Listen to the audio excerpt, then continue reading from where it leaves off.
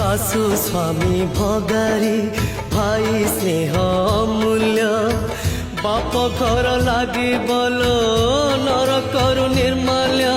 छड़े सुना संसार मुझे चली आसी सही दुख को सड़मु एठी बंधा पड़ी भाई कथा न मानी पड़ी पड़ी बुकी जाओ जीवन पाछे बोझ हेबी काहीकि घड़ी बिजुली करी बल उच्छन